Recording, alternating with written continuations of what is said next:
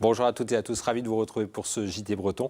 Dans l'actualité de ce mardi 14 mai 2019, la grogne au service des urgences de l'hôpital de Brest à la Cavale Blanche. Les soignants et syndicats dénoncent le manque de personnel. 200 jeunes Bretons et Indiens main dans la main à Morlaix. Une cérémonie symbolique pour l'amitié entre les peuples a été organisée en marge du festival Armor India.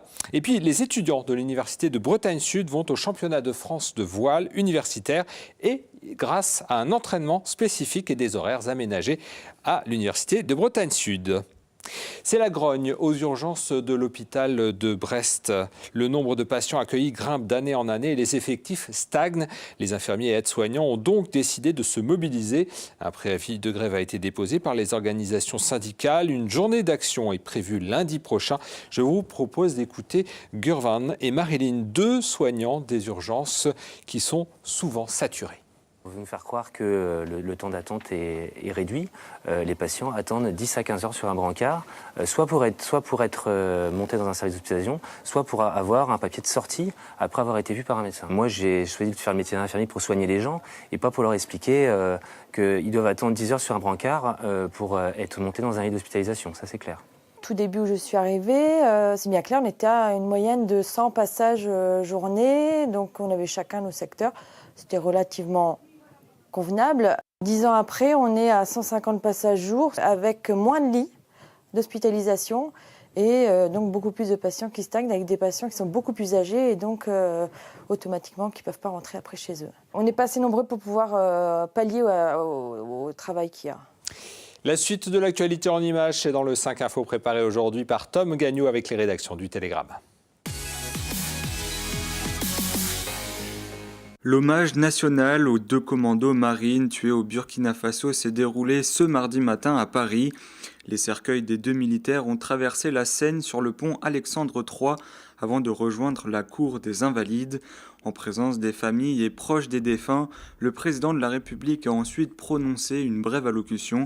Les obsèques de Cédric de Pierrepont auront lieu ce mercredi à 14h30 en l'église de l'Armor-Plage. Les marées vertes sont de retour à Douarnenez. Les plages du Ris et de Treize-Malawen sont envahies depuis quelques jours à marée basse d'un véritable tapis vert et gluant. Un plan de lutte a été mis en place pour diminuer la pression azotée. Toutefois, les écologistes s'insurgent que le préfet du Finistère autorise l'activité d'autres sociétés jugées nuisibles. Un nouveau bateau a rejoint le port de pêche de Lorient ce lundi. Il s'agit du Dolmen, un chalutier seineur de 22 mètres armé par l'APAC. Coût total de l'investissement, 3,5 millions d'euros. Dimanche soir, pour sa première sortie, il mettra le cap sur le golfe de Gascogne. Un bilan électrique 2018 plus qu'encourageant pour la Bretagne. En effet, la production d'électricité renouvelable a augmenté de 12% selon un relevé du réseau de transport d'électricité. Une augmentation permise grâce à des parcs éoliens et solaires qui ne cessent de croître et des vents favorables. Désormais, 75% de l'électricité produite en Bretagne provient des énergies renouvelables.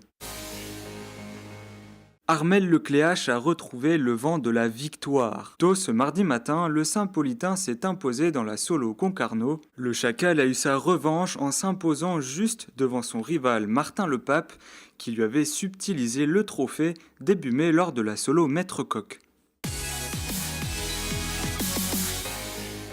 Depuis 2007, le festival Armor India célèbre chaque année les liens qui peuvent unir une culture bretonne et indienne. L'association ADI organise régulièrement des échanges scolaires entre la France et l'Inde. Ce mardi à Morlaix, en marge de ce festival, 200 lycéens collégiens bretons et indiens se sont réunis pour célébrer l'amitié entre les peuples. Le reportage de Sophie Lecroisier. L'hymne indien, puis français ont résonné sur le parvis de la mairie de Morlaix ce jeudi. Depuis 5 ans, des échanges scolaires ont lieu entre jeunes bretons et indiens. Une découverte culturelle qui se fait en immersion, en famille d'accueil. Ça nous apporte une ouverture d'esprit qui est vraiment extrêmement différente de celle de France. Ça nous apporte aussi un point de vue sur toutes les questions d'intégration. Autant pour nous là-bas que pour eux ici, parce qu'on voit vraiment la différence des cultures. Il y a plein de clichés qui sont à défaire et c'est vraiment changeant de la France et ça fait du bien. Quand on revient, on a juste envie de repartir parce que c'est vraiment beau. Les paysages sont magnifiques, les gens sont magnifiques, vraiment. Waouh. 1500 jeunes ont déjà bénéficié de ces jumelages grâce à l'association ADI, Alliance Armor Duplex Inde. Cette année, 15 établissements bretons ont pris part à ces échanges. Les familles sont formidables des deux côtés, puisqu'elles reçoivent les jeunes, et ces familles commencent à sympathiser, à communiquer. Et on va commencer à avoir des visites réciproques des familles, sachant que du côté des Indiens, ces familles sont très souvent impliquées dans le business, dans les affaires, et que bien entendu, on peut rêver, si vous voulez, de la création d'un courant économique entre la Bretagne et l'Inde. Tisser des liens, c'est aussi le but côté indien. Il y a au moins 10% de mes étudiants qui viennent en France faire leur maîtrise. L'année prochaine, de nouveaux élèves bretons partiront à la découverte de la culture indienne en séjournant à Mumbai, Pune ou Calcutta. La Bretagne est la région française où il y a le plus grand nombre d'échanges culturels avec l'Inde. Depuis une semaine, une colocation un peu particulière vient de voir le jour près de Dinan. Il s'agit de 4 jeunes adultes qui présentent des déficiences intellectuelles. 24 heures sur 24, des accompagnants les aident. Dans le quartier, ils semblent déjà intégrés. Reportage sur place de Mathilde Kemener. Regarde, là, il en manque une. Mettre la table, passer l'aspirateur ou encore faire ses courses. À 20 ans, ces jeunes adultes présentant des déficiences intellectuelles ont leur maison près de Dinan. Un projet lancé par la maman de Gaël qui cherchait une alternative à l'institut ou au retour dans le foyer. Notre fils a intégré un établissement, c'était une orientation qui ne lui convenait pas. Petit à petit, en faisant des recherches, je me suis aperçue en fait que le handicap mental avec une faible autonomie était un petit peu l'oublié de l'inclusion. Soit vous avez une assez bonne autonomie et vous pouvez avoir un appartement groupé, ou alors vous pouvez être en situation aussi de polyhandicap avec une tierce personne pour vous 24 heures sur 24. Dans le cas présent, en fait, ils ne peuvent pas avoir plus de 6 heures. Donc forcément, 6 heures pour lui tout seul, c'était pas possible. Elle a alors eu l'idée de mutualiser les droits et les aides financières de 4 colocataires pour avoir des accompagnants 24 heures sur 24, un cadre de travail très apprécié. J'ai travaillé longtemps en institut, il fallait se dépêcher tout le temps et ça je ne pouvais plus. Et aussi ça permet à la personne de faire elle-même. Là ce matin j'ai accompagné un jeune, du coup des choses qu'il ne faisait jamais, il se rasait jamais tout seul. Là je lui ai laissé le temps de prendre le rasoir dans la main et d'essayer de faire lui-même. En à peine une semaine, l'une des mamans observe déjà des changements chez sa fille. Elle est revenue ce week-end à la maison et elle qui était habituée à jouer à la Wii, passer ses journées sur la Wii ou sur son ordinateur, elle a réussi à lâcher sa Wii et elle est venue me donner un coup de main à étendre le linge dehors. Première fois que ça arrive. Fin mai, les 4 colocataires seront réunis. Cette maison leur permet de développer leur autonomie et leurs relations sociales. Ils sont déjà invités le 15 juin à la fête des voisins. L'an dernier, 40 000 personnes se sont déplacées sur les événements de Braise Agri-Food, une opération de promotion de l'agriculture et de l'agroalimentaire breton. Les organisateurs étaient réunis à Carhaix pour présenter l'édition 2019. Alexandre Debray nous la présente. Du 22 mai au 21 juin, Braise Agri-Food fête sa seconde édition. Le but, comprendre le chemin de nos aliments du champ à l'assiette. Et pour cela, les professionnels de l'agroalimentaire et de l'agriculture organisent des portes ouvertes et l'opération Tous à la ferme pour découvrir les professionnels du secteur. Tout un chacun peut venir et surtout venir poser toutes les questions qu'il souhaite poser. Voilà, c'est un moment de convivialité, c'est un moment de discussion et c'est vraiment un moment aussi qu'on veut au plus près des exploitations, au plus près de ce qui se passe dans les campagnes bretonnes. Et pour le dirigeant de Coref, les portes ouvertes sont une bonne façon de faire comprendre son métier. En ouvrant nos portes et en partageant notre passion, en expliquant ce qu'on fait aux gens, on s'est rendu compte qu'on pouvait le mieux finalement les convertir à notre cause. C'est à nous de les amener dans notre passion et qu'ils deviennent eux-mêmes passionnés pour devenir demain prescripteurs, pour comprendre pourquoi ils font un choix dans leur consommation, comment nous, on a quelque part, quel est l'ADN qui nous anime pour arriver à ce qu'on fait, quoi.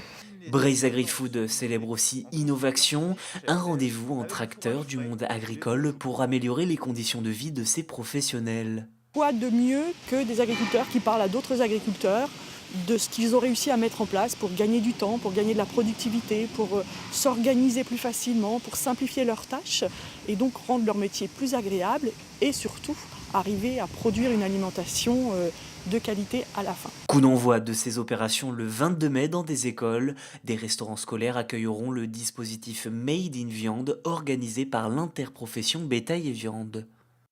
Comment allier la pratique de la voile à haut niveau et les études universitaires? Pour répondre au mieux à cette question, l'UBS a organisé un cursus pour les sportifs étudiants de haut niveau. Cette année, 11 jeunes sont inscrits dans cette spécialité avec des horaires plus souples. Aurore Coulon a assisté à un de leurs entraînements. Dernier entraînement en J80 pour ces jeunes athlètes. Maëwen et ses coéquipiers suivent un cursus scolaire en tant que sportifs de haut niveau à l'Université Bretagne Sud. Pour la Malouine, allier sport et études, ce n'est pas compliqué. C'est un truc que j'ai toujours fait tout au long de ma scolarité et que maintenant j'ai vraiment l'habitude d'avoir ancré dans mon emploi du temps. Mais c'est sûr que ça demande une organisation, je pense, pas anodine parce que voilà, il faut prendre du temps même si on est fatigué, même si on a envie de faire autre chose, non, il faut rester concentré tant sur les études que sur la préparation physique, sur le sport, sur la voile, quoi. Mais ça reste un plaisir et c'est ça le plus important, je pense. Un plaisir, une passion, la voile fait partie intégrante de leur formation. Pourtant, depuis plusieurs années, l'université ne comptait plus de sportifs de haut niveau en voile. Alors Maëwen s'est mobilisée pour former un équipage et l'université a soutenu le projet. Cette sportive de haut niveau, c'est la garantie de pouvoir être disponible. Le statut leur donne des garanties pour pouvoir ne pas aller en cours, donc une dispense d'assiduité, et puis pouvoir aussi récupérer des cours et éventuellement aménager des sessions d'examen, de TP, pour qu'ils puissent suivre une scolarité normale, mais aménagée. Dans quelques semaines, c'est dans un tout autre endroit que les jeunes sportifs tireront des bords. Ils sont attendus à Antibes du 24 au 27 mai prochain pour défendre les couleurs de leur université au championnat de France de voile. Cette édition est terminée. Merci de l'avoir suivi. Tout de suite, vous retrouvez l'Instant T avec Christophe Boucher qui reçoit notamment Armel Ménez de la Maison des Minéraux de Crozon pour le festival Le Centre de la Terre. Également au programme l'interview politique avec Ronan Pichon, élu à Brest, qui soutient la liste aux européennes de ELV Écologie Les Verts. Merci de nous avoir suivis. On se retrouve demain à 19h pour un nouveau JT Breton. Tout de suite, l'Instant T.